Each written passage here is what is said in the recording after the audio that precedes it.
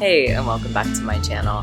My name is Foster, and I am back into Lookouts. I have really wanted to play this again. I really liked it. Just like finding a chunk of time to sit down and record has been a little difficult right now. But we just talked to, I think it was Bartholomew was his name, the owner of the saloon. So now we get to choose whether we want to go to the town hall next or the sheriff's office. And I don't remember half of the voices that I set up for these characters, so I apologize. I feel like maybe we should start with the town hall, because we met the sheriff. I remember we met the sheriff briefly when we first got into town, so I feel like we should go to town hall. There might be a meeting we can drop in on at the town hall. Seems worth a look. Oh man, I forgot his voice. I forgot the voice. Oh no. Oh shit, what was his voice again? Sounds good to me. God, I don't even know. Why did I suddenly forget? I literally just knew what the voice was, and I already probably forgot what it was. Sounds good to me. I wouldn't mind sitting down a spell neither. I think that was close. I think that was kind of what it was. You both start walking to the outskirts of the town, weaving between the clumps of houses and down the dirt banks. You keep walking on a flat stretch, smooth and compacted from the frequent travels of people. Some townsfolk on their porches wave at you or give a little afternoon as you pass them by. Is it just me, or does it feel like everyone here is nicer than most? Well, maybe, but I ain't complaining. He gives an enthusiastic wave to a small kid shyly hanging around outside their house under the shade. I could get used to folks being nice to me. They not usually? I mean, I don't stray far from the gang a lot of the time. Maybe this is normal. Yeah, I suppose I wouldn't know either. You arrive at the large wooden building you've been heading towards, noting how similar to a chapel it looked. Joseph walks up to the small steps and opens the door with a rattle, holding it open for you. Thank you kindly. Oh, the art style in this game is so cute. He follows you into the short, darkened hallway, closing the door behind him with another wooden rattle. The meeting hall is fairly large and simple and bright. The wood walls are varnished and gleaming from the ample sunlight filtering through the arched windows. Rows of benches line the aisle, half facing away and half facing towards you on either side. Sitting on a nearby bench, turned away from you, is a hunched figure in the back. Hearing you come in, the figure jumps to life, rising from the seat. They turn to you both, revealing themselves to be an elderly tortoise holding a small book in one hand.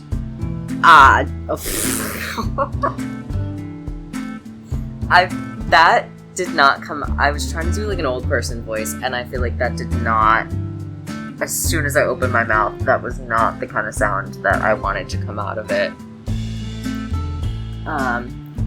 Do my eyes deceive me, or do I see new visitors to our town? That's awful for my throat. He walks with the characteristic slowness of someone his age and nature down the aisle towards you both, but with a sprightly spring to his step. He tucks the book under one arm and extends both his hands to shake hands with Joseph, and then you. Welcome to Clemency and to our meeting hall. I am Jacob, and what might your names be? I'm Joseph, and this here is my associate, Robin. Pleasure to meet you. I assure you the pleasure is all— Oh, was I thought that was me. Hold on, I've lost— Sorry. Because his name is Jacob, and I thought it was Joseph. Jeez. I assure you the pleasure is all mine. It has been a good while since we had fresh faces around here. Now, you'll have to excuse me, but I have some business to attend to quickly. Feel free to sit and pray here until I return, if you so wish. Before you can ask any more questions, he shuffles between you both and out the door.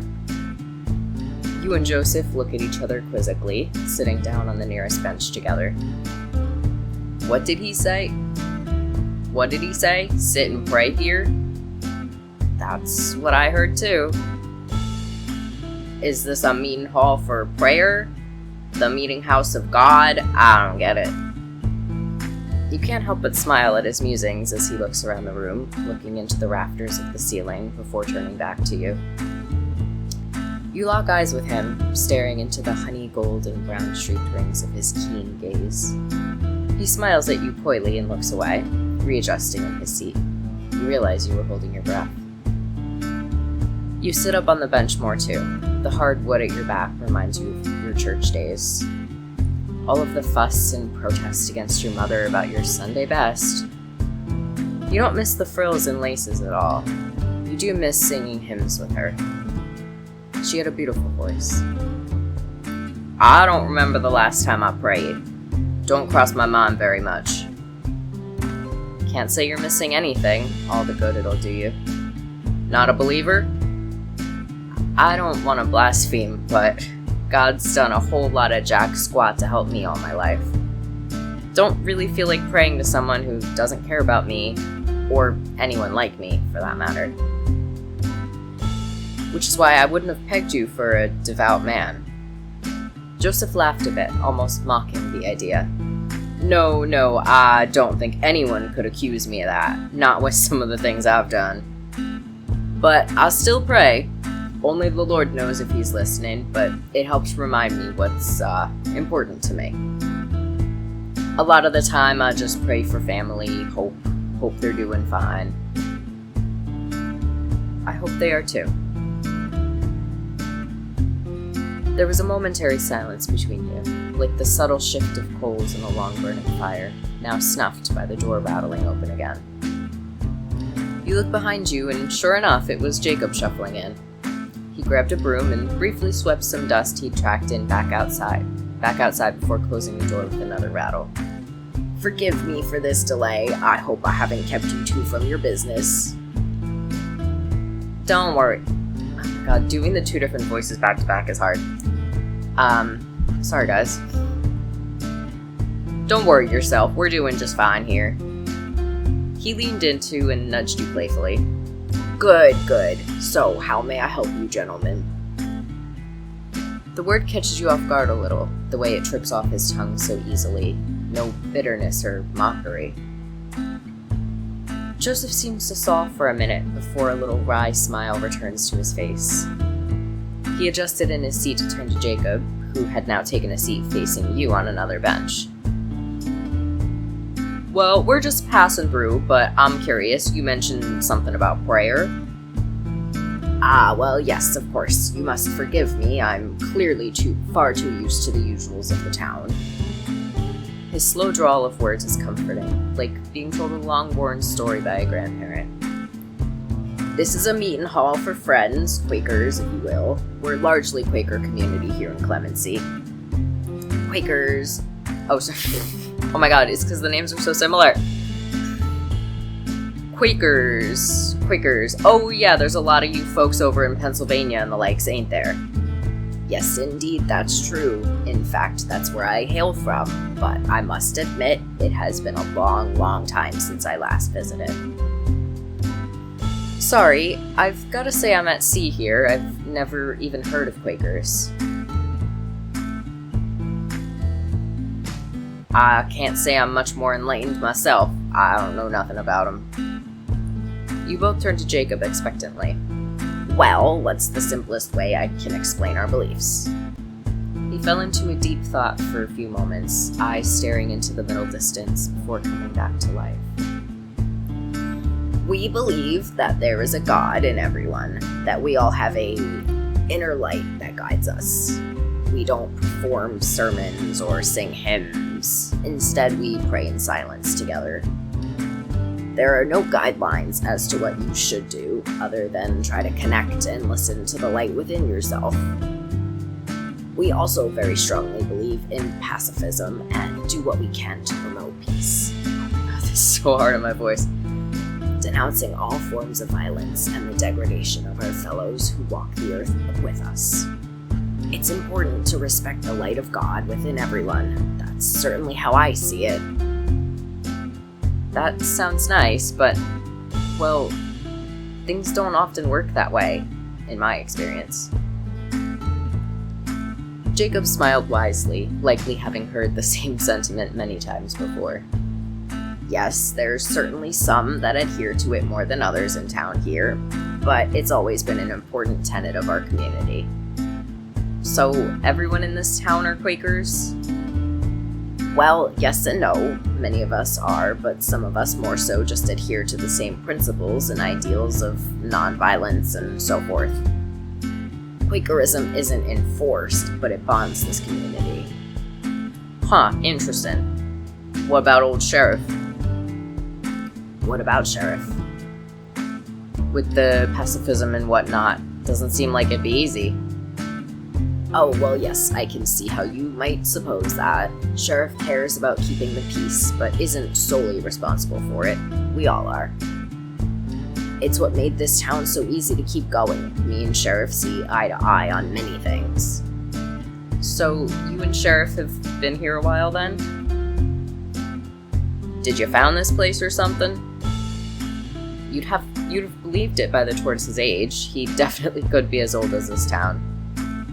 No, you flatter me, for I am not quite that pioneering, but I have indeed been here for a long time. If you'd indulge me, I could tell you a little of my story.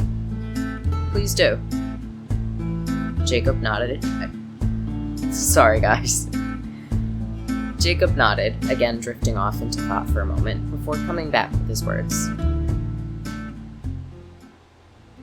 I've heard a terrible voice. He's got so much to say. As I said, I'm from Pennsylvania. During the height of the gold rush, with so many heading west, many Quakers thought it would be of benefit to follow. I was much younger then, much more eager to get on the trail and spread the ideals of friends. Although I can't say my love of blabbing has waned much. He gave a charming and hoarse little laugh at his own jibe. The trail was very hard, but I learned much from others in the caravans and towns and cities on the way, so much life and light. I arrived in this here town maybe more chipper than I had left, but it was not to be. His expression softened, drawing into himself, emotion failing to find its way onto his face. I loathed to speak ill of my fellow man, but when I arrived, this was a godless place. The miners had little care for each other. Be it out of greed or desperation, they were consumed by their need for gold, even those who had their fill.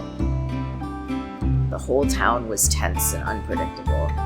Arguments, even violence, would erupt whenever something valuable turned up. A new vein, gold in the river. They'd do whatever they had to get what they wanted. The night I arrived, they told me of the so-called savages that used to reside there. Very little makes my blood boil, I tell you boys what, but the way the miners talked about those Indians, how happily they told me stories about the ways they drove them out. Unspeakable things I dare not and would not want to repeat to anyone. I tried explaining the Friends' way, how even the savages, as they called them, had the light of God in them. How we were equally important in the presence of God's light. I want to, that's going to be too loud. I don't want the mouse to keep on the screen. That the people we share this earth with were not our enemy. They had no care for my explanations. They had no care for the needs or lives of others than themselves. It made me wonder how Quakers' past had convinced people of the evils of slavery, of the importance of peace, building bonds instead of destroying one another. I lost hope. I thought maybe things had changed so much. Perhaps this was the people's limit. Tolerance of those who could get in their way was no longer an option. Or perhaps I was just a failure, unable to convince a single soul of giving a damn.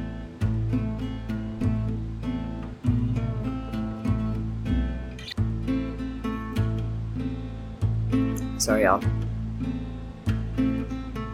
The old tortoise looked forlorn, brow furrowed, like he was reliving these moments so vividly that these were the same faces he wore. Then along came Sheriff. Oh, Sheriff. I was a little worried when Sheriff was first assigned to the town that I'd just have another person to fight with, someone with authority on the side of the miners. Instead, I found a kindred spirit, someone who actually listened to me and agreed with me on many things. Very quickly, we became firm friends. Eventually, Sheriff got sick of the miners, decided enough was enough and shut down the town, forced the miners to move elsewhere.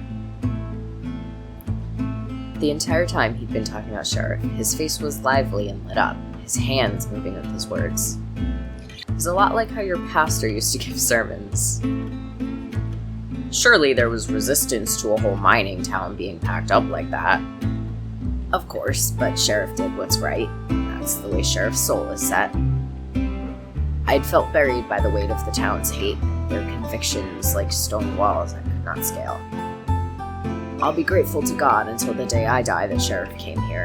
I was given so much hope when I'd lost it all. And you've been here ever since? Jacob chuckled. Yes, we have. Only a handful of us have stayed after the miners left, and it was hard to know whether this town would still stand. But we felt sure we could find more people who cared as long as we worked together. More people like us. His words hung in the air, settling around you and Joseph as Jacob settled his gaze on you both. So, those mines still around? A lot of mining towns die down because of the gold drying up, but if the miners just left, I guess they're still here? Well, yes, I suppose so. I can't say I've thought much about it in recent years. We don't encourage those looking for gold. I'm sure you understand. It's nothing but trouble. His warm gaze turned somewhat steely. You weren't sure how long it might go on for if Joseph didn't pipe up. Course, Jacob. We're just a curious bunch. Thank you for talking with us strangers so long. His stern eyes disappeared in an instant, and he humbly waved away Joseph's thanks. No, the pleasure's all mine. It's been good to talk to New Year's. If you'll excuse me now, I must get this place tidied up before today's meeting. Quaker meeting? Yes, indeed. You're both welcome to join us if you'd like. Thank you, Jacob, but I'm thinking we'll be off anyhow. You all stand, stretching and shaking off the stiffness from wings and tails and legs. Go well and keep the light close to you. You both nod and leave through the same rattling door as before, catching one last glance at Jacob, starting his chores before you close it.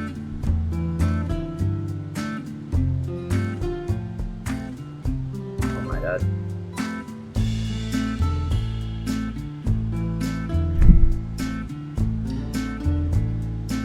Joseph stands with you for a moment in the porch of the meeting hall, looking off into the town. What are you thinking? Well, we know now that these folks ain't gonna put up much of a fight. Maybe some of them, but... And there's definitely gold here. Somewhere. Joseph had no real emotions playing across his face, but he was standing much more still than you had seen him before. Like he was trying not to breathe. Come on, we've got more people to talk to. He exhaled sharply, the feathers on his beak next to his nose holes fluttering. Yeah. You walked past the houses and people like before, but didn't feel like waving back.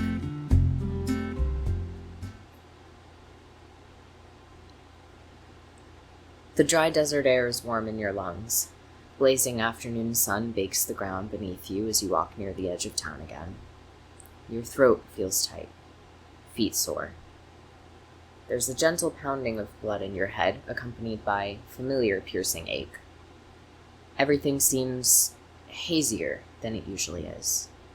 Thoughts are swimming. You're fine. Just keep walking.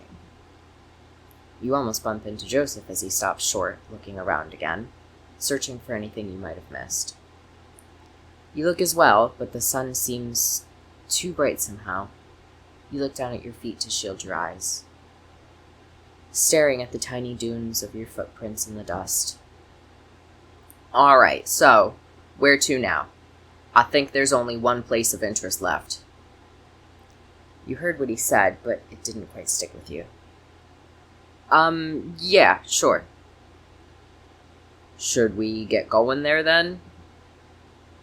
Again, hearing, but nothing stays. Your thoughts feel like just caught fish wriggling from your hand. Alright then, let's go. Yeah, let's keep moving. Joseph starts walking away, and you follow. You try to follow. Your feet move, but they don't land anywhere you want, and you stumble a little. Joseph looks around at you as you stand there, staring at your feet again. Hey, what's the matter, partner? Huh? I feel a little dizzy. You doing alright? Didn't say anything. He places his hands on your shoulders and twisted you to face to him, looking down into your face. Yeah, you're looking a little sick there. Let's go sit down a spell.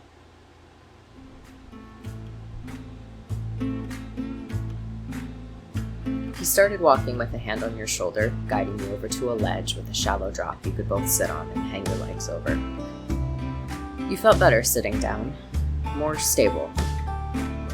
You hear the rustling of Joseph unclipping something from the back of his belt, seeing him pull a round canteen between the two of you. When's the last time you had a real drink? Must be mighty thirsty if you're feeling that dizzy. Of course, how could you have forgotten? You've been riding and walking all day, but haven't had a drop of anything since you set out. Although you weren't sure what Joseph had brought with him. Ha, what's that look for? You think I got liquor in here? He chuckled a little and unscrewed the cap, letting you smell it a moment before taking a long gulp. Just water, see? Get it down before you collapse on me or something. You sheepishly took the canteen from him and gave it a little wave in his direction as a cheers. You tilt it to your dry mouth and take deep gulps for a few seconds, licking water drops hanging on the edge of your lips after. Bit warm for my liking. Can't beat cold water from a clean stream, but better than drying out like your mama's washing. You take another swig before handing it back to him. Thank you. Don't worry about it, just pipe up next time. Almost hit the dirt there, because you didn't say anything. Sorry, it was just... we have a job here. Didn't feel like I could waste time. Pshaw. Can't even make time to sit down and drink. You're unlike most I meet. Who put a snake in your boot anyway? You gotta slow down a little. Maybe. I mean, what do you do to relax when you're off the job? Relax? Yeah, you know, relax, unwind, take a load off. I know what you mean. The question just caught you off guard a little. You weren't sure how to answer, you'd never given it much thought. What do you do to relax? The gang is always busy with something, traveling, hiding out, making trouble. Not a lot of time to not do anything. I guess I play cards sometimes, mostly just solitaire. Respectable. You win much? Nope. Ain't about winning anyway, just helps to pass the time. Yeah, I know what you mean. Me and the boys usually play some rounds of cards, sometimes betting. Although some of them are real sore losers, sometimes it's easier to just let them win and avoid the issue. I beat one of them at poker 5 times in a row, and I swear, the rest of the week he was giving me the eyes. Found my hat full of knife holes one morning too, but I think that was just to scare me. At least I hope it was. He gave out a loud guffaw, the real and unrestrained kind that made you doubt a second if the canteen really was just water. He had a nice laugh, you thought. Someone actually enjoying themselves. Maybe it was just nice to hear a laugh that wasn't done at you. You a gambling man? A flutter in your chest, at the end of the ribs. Not really. never had much to gamble in the first place. Always seemed like a waste. I can respect that restraint. Don't always have to be about money, mind you. When I was younger, me and Papa used to...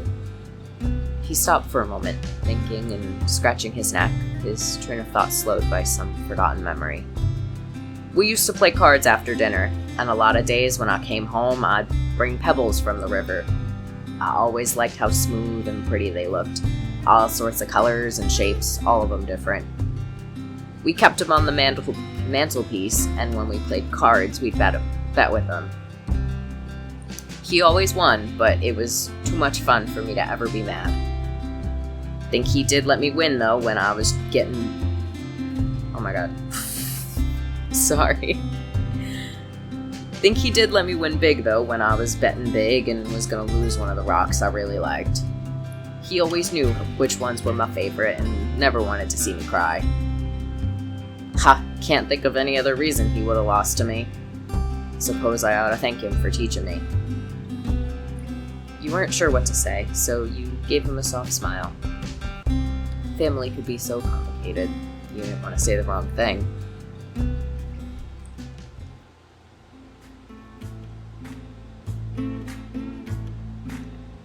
Oh, you know what?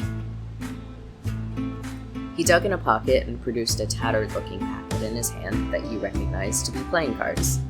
How about some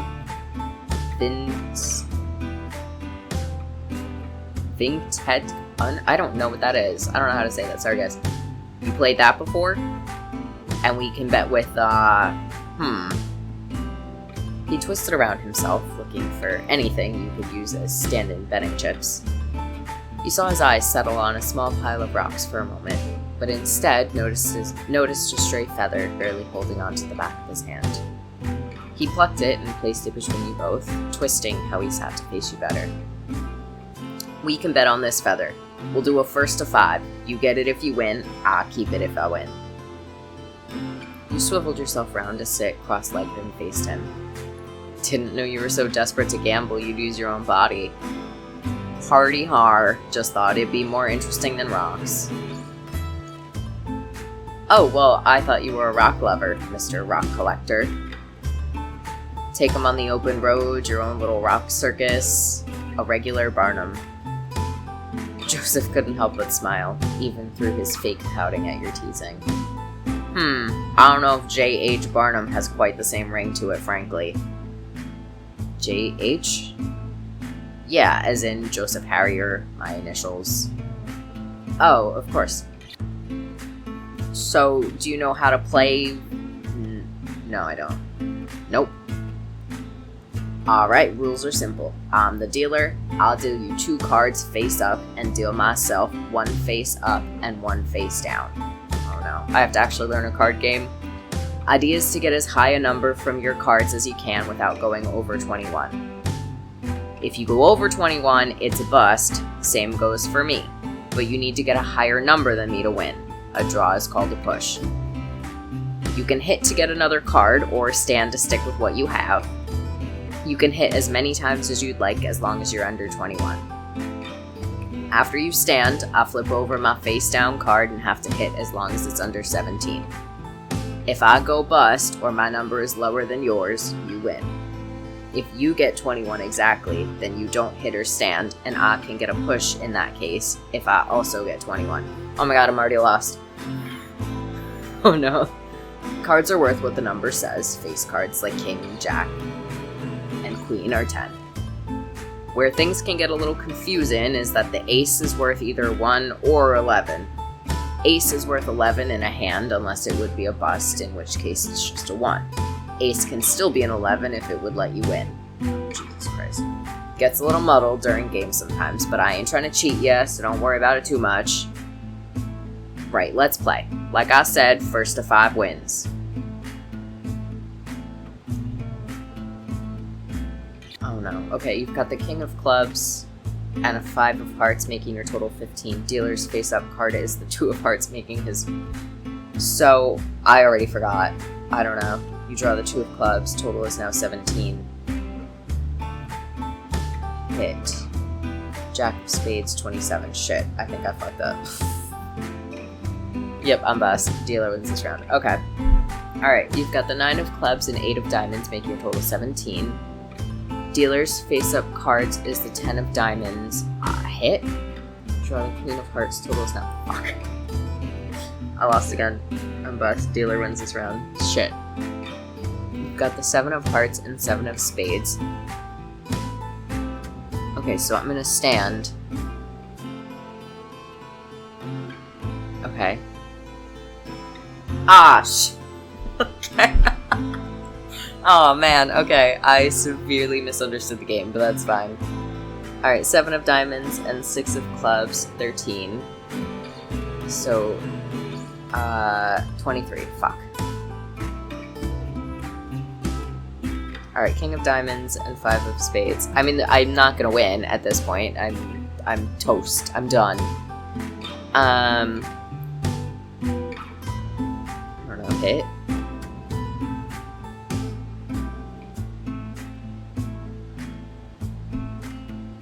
Okay. Okay. I think I finally understand now, unfortunately, after 4 rounds.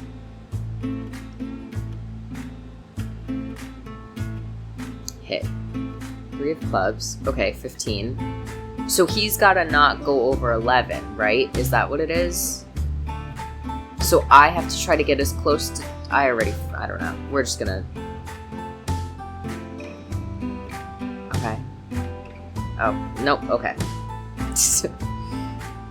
Sorry, bucko. House always wins, eh? Ah, well, it's still a game of luck, end of the day. Well played, sir. He picked up the feather, but to your surprise, he held it out to you. Here, take it. But you won. Well, I don't have much use for a stray feather, do I? Got plenty of them anyway. You keep it. You took the feather in your hand, twisting the small quill back and forth a couple times between your thumb and forefinger. It was thin and tapered and the color of coffee. Thick, uneven strips of cream white ran along from the middle. Thank you, Joseph. Don't mention it. You pocketed the feather carefully.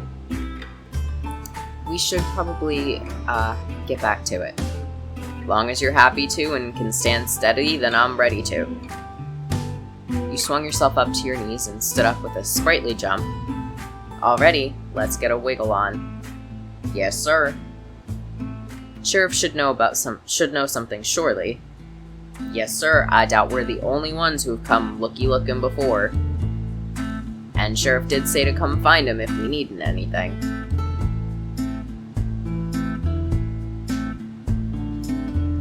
You walk the same direction you saw Sheriff leave. Down towards the closest edge of town, through what might be considered the main street, were this town bigger.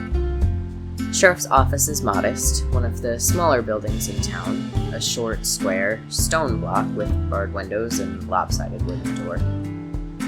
As you get close to the squat building, Joseph slows down and raises an arm to your chest to slow you as well. Okay, partner, what's the plan here? You and I both know Sheriff is going to be the most paranoid, owl-headed son of a gun in this burg. We can't go a-waltzing in there shooting our mouths off about just anything. Yeah, you're right. All we really need to know is if Sheriff is going to put up a fight. Somehow I feel like they're not your usual lawmen. You look around thinking for a bit. 2 halves of a tattered sign swing in the wind on chattering chains in front of the building. Seems it had said Sheriff once, and the edge of it had the remnants of bullet holes, shattered and charred wood. I say we tell him what's really happening. To call Joseph's face incredulous at that moment would have been an understatement. He scoffed a little out of curiosity, rubbing his chin with a feathered hand and trying to think of what you could mean. What are you saying? We admit why we're here or acknowledge the corn? Sort of. I think we can tell Sheriff that there's outlaws coming and we're worried, about the town. That's a dangerous play. Look, Sheriff is gonna have a good idea why we're snooping around if we don't have a simple, honest reason to throw off the scent. It's easier to lie when there's some truth to it. Joseph rubbed his chin again and sighed.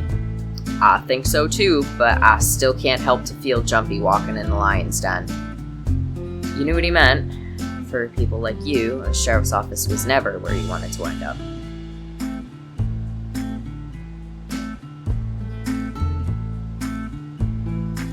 Alright, I think I'm gonna end this one here, right before we talk to Sheriff, but I am so happy with it. I really love this game, even though I think this is killing my voice, but I'm having such a good time.